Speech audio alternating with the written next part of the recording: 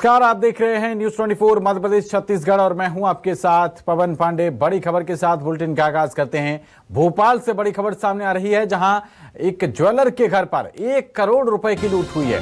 Painter बनकर घर में 3 आरोपी घुसे थे। हबीबगंज थाना क्षेत्र के अरेरा कॉलोनी का यह मामला है। घटना का सीसीटीवी फुटेज भी सामने आ गया है। गिरफ्त में एक बदमाश है और 2 संदिग्धों से पूछताछ जारी है। वहीं पुलिस ने लूटा हुआ माल जब्त कर लिया है।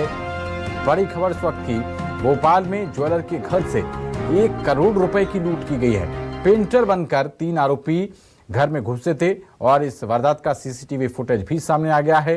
तस्वीरें आपकी स्क्रीन पर। भोपाल में बड़ी लूट, 1 करोड़ रुपए की लूट की वारदात को यहां पर आरोपियों ने अंजाम दिया है।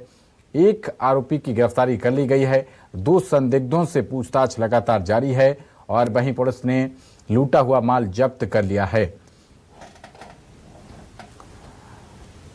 तो भोपाल से ये बड़ी खबर आप तक पहुंचा रहे हैं। हबीबगंज थाना क्षेत्र के अरेरा कॉलोनी का ये मामला बताया जा रहा है, जहां ज्वेलर के घर से 1 करोड़ रुपए की लूट की वारदात को अंजाम दिया गया।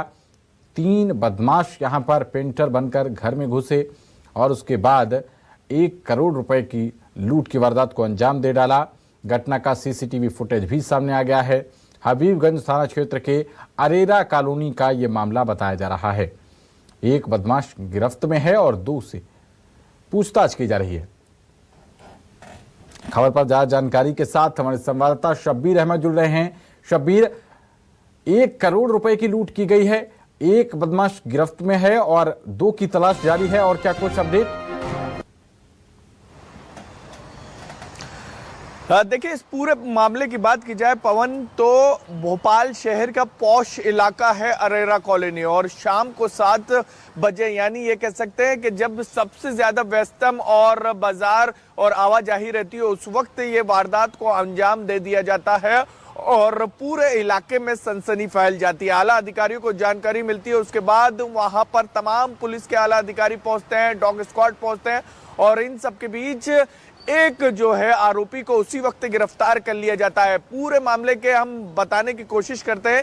7 बजे के आसपास 3 लोग पहुंचते हैं। सबसे पहले ये दरवाजा खटखटाया जाता है, महिला आती है, बुजुर्ग महिला, और उसके बाद ये कहा जाता है आरोपियों की तरफ से, बदमाशों की तरफ से, लुटेरों की तरफ से कि पेंटर है, क्योंकि घर के अंदर कंस्ट्रक्शन का काम चल रहा है और उसकी वजह यह है कि और पेंटिंग का काम भी चल रहा है क्योंकि घर के अंदर शादी है और इसी को लेकर तमाम चीजें चल रही थी। और आरोपियों की तरफ से ये कहा गया था कि पेंट की मशीन रखने, और इस बात में महिला आ गई और जैसे ही अंदर आरोपी घुसते हैं, सबसे पहले महिला को एक लात मारता है एक आरोपी और उसके बाद महिला को घसीटते हुए दूसरे कमरे में ले जाता है। और दूसरे कमरे में ले जाने के बाद फिर महिला से पूछा जाता है कि लॉकर की चाबी कहाँ है, तो महिला की तरफ से ये कहा जाता है कि लॉकर की चाबी मेरे पास नहीं है। जिसके बाद आरोपी लॉकर को तोड़ देते हैं और तोड़ने के बाद उसके अंदर करीब 90 लाख रुपए। अभी पैसे को लेकर पुलिस के अंदर भी संशय बना हुआ, क्योंकि जो पीड़ित पक्ष है, फरियादी पक्ष है, उसका कहना है कि इतना माल है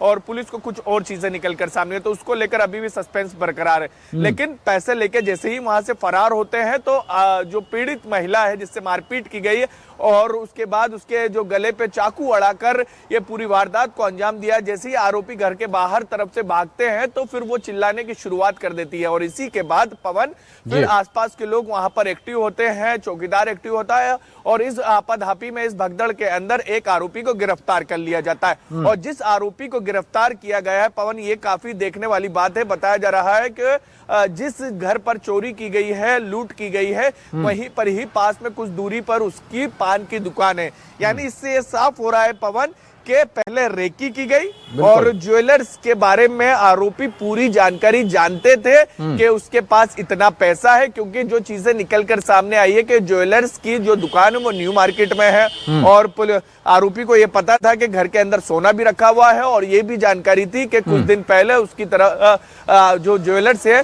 वो उसने 90 लाख रुपए की जमीन बेची है। यानी आरोपियों को यह भी पता था कि कैश भी घर के अंदर बड़ी मात्रा में रखा हुआ है। तो इन तमाम चीजों से ये साफ पता चल रहा है कि वो परिचित है ज्वेलर्स के, और इसके साथ साथ ये भी पता चल रहा है कि उनकी तरफ से पहले रेकी गई थी और उनके ज्वेलर्स के बारे में सब कुछ पता है। लेकिन इस पूरे मामले में बात की जाए तो अभी तक एक आरोपी गिरफ्तार किया गया है, 2 संदिग्धों से पूछताछ की जा रही है। इस पूरे मामले में बात की जाए तो 3 आरोपी है। चेहरे पर मंकी मार्क्स जो होता है वो लगाए हुए थे, चेहरा ढंग से दिख नहीं रहा था, लेकिन आसपास के लोगों ने ये कह सकते हैं कि जैसे ही महिला की तरफ से शोर मचा गया, एक आरोपी को पकड़ लिया गया है और इसके साथ साथ आपाधापी में बैग भी छोड़कर आरोपी फरार हो गए थे, तो माल भी जब्त कर लिया गया, पुलिस का ये कहना है। लेकिन पैसे को लेकर संशय अभी भी बरकरार। लेकिन इस तरीके की घटना की बात की जाए पवन, तो ये राजधानी भोपाल में छोटी मोटी लूट या चोरी होती रहती है, लेकिन इतनी बड़ी लूट 1 करोड़ रुपए की जब राशि सामने आई थी तो पूरे शहर की बात की जाए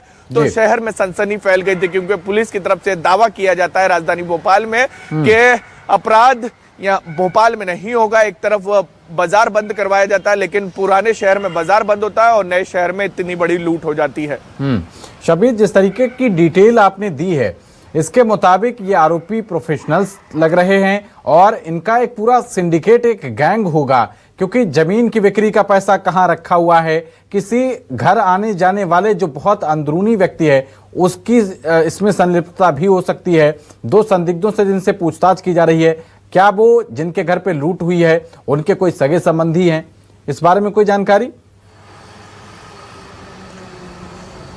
देखिए, अभी तक जो चीजें सामने आई है उससे ये साफ पता चल रहा है कि ज्वेलर्स के पूरी जानकारी थी ज्वेलर्स के परिवार के बारे में, क्योंकि जिस वक्त ये वारदात को पवन अंजाम दिया गया उस वक्त घर के अंदर कोई भी नहीं था। कुल बताया जा रहा है कि 4 सदस्य घर के अंदर रहते हैं।